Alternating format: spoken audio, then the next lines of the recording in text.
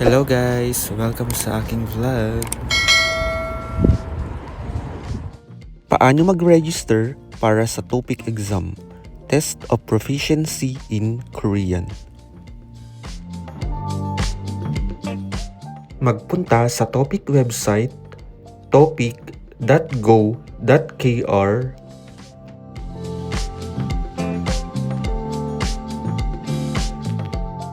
Pindutin lang ang TOTGI at makikita agad dito ang schedule ng exam. Pindutin ang arrow.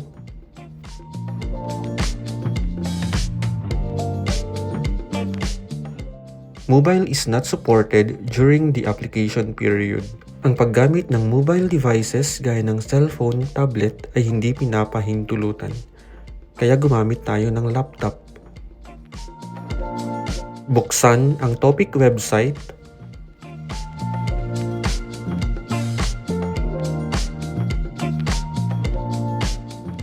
Makikita ang detalye ng registration para sa exam. Pindutin ang TOTGI.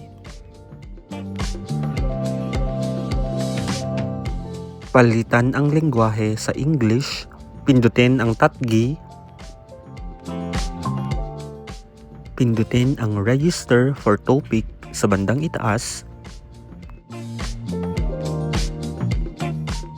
Kapag wala pang account, pindutin ang Hewan Kaep para mag-sign up.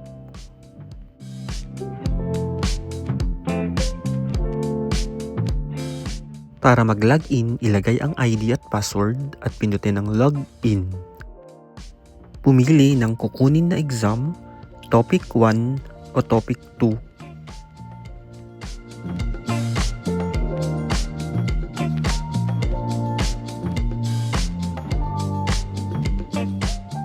I-check ang kahon.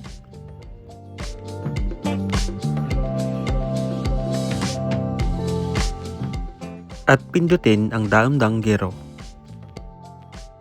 Pindutin ang OK para magpatuloy.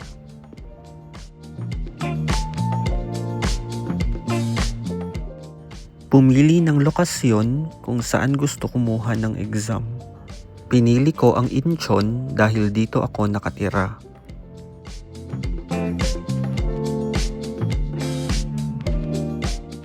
Makikita dito ang mga testing site o area sa napiling lugar. Pindutin lang ang napili. Ang test fee para sa TOEIC 1 ay 40,000 won. Pindutin ang Daim Danggero.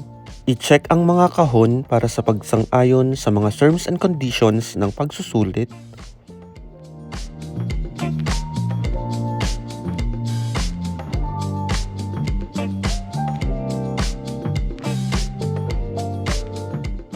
Ilagay ang mga kinakailangang impormasyon, lalong-lalo na ang may pulang marka.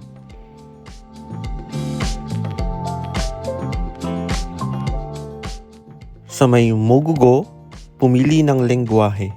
Tagalog yo.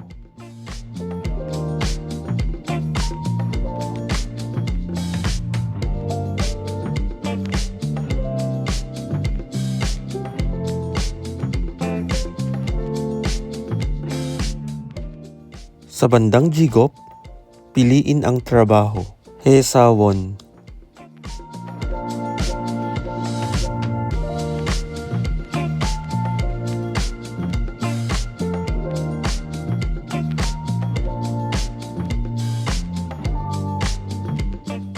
Sa may Algidwen Gyeongno, piliin kung saan nalaman ang impormasyon ng pagsusulit. Topic homepage o piliin lang ang kita.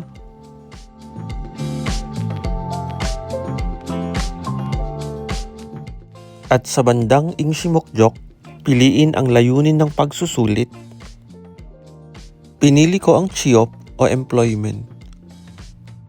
Pumili ng paraan ng pagbayad, Gasangkeja o virtual account.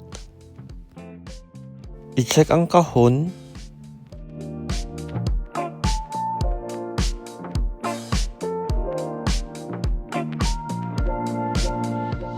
At pindutin ang Daim Danggero.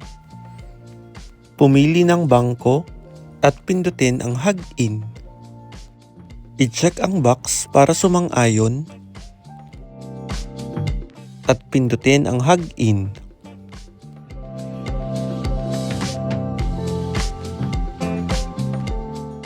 A virtual account has been issued. Kinakailangang magdeposito sa virtual account, hindi makakakuha ng pagsusulit kapag hindi nakapagbayad sa takdang oras. Pindutin ang Hog-in. Makakatanggap ng email para sa detalye ng pagbayad.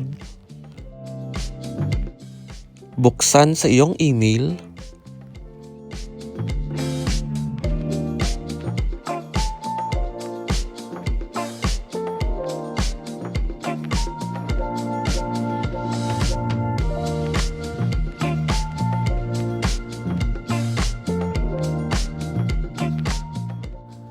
Ang suhumpyo, admission ticket o test slip ay makikita sa iyong topic account 1 linggo bago ang pagsusulit. Please leave a comment. I can help you register. Maraming salamat sa panonood. Annyeong!